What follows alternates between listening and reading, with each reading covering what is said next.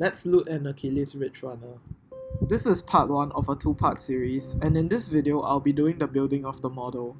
So, I started off by building the basic chassis and tires. I didn't add any of the handrails as they get in the way of some details, and also, I'm just way too lazy to paint them. Using my clippers, I cut off some of the armor that could have been blasted off from heavy weapons and used the penknife to scratch some claw marks onto the model.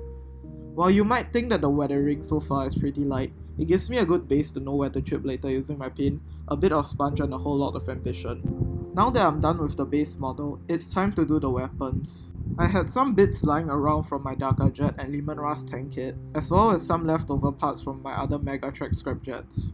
Starting off simply, I found that the existing guns in the kit was similar to the Grot Gunner's twin big shooter, so I just cut them off. Next, for the wing missiles, I used some wing bits from my Dakar Jet kit, snipped off the extra parts and filed them down. I then cut off the things that hold the shovel and hammer, and filed them down as well.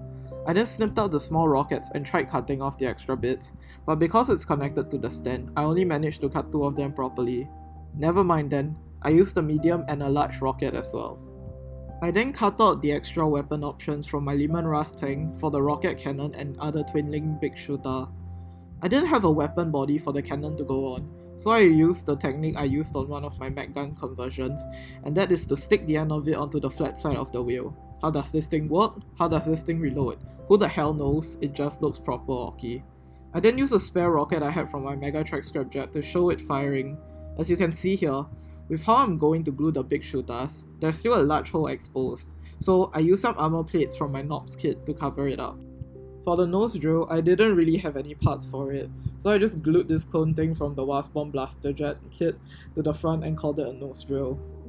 So, with the exception of the nose drill, which I forgot about until I finished this shot, here are all the weapons. Everything except the wings will be staying off for now.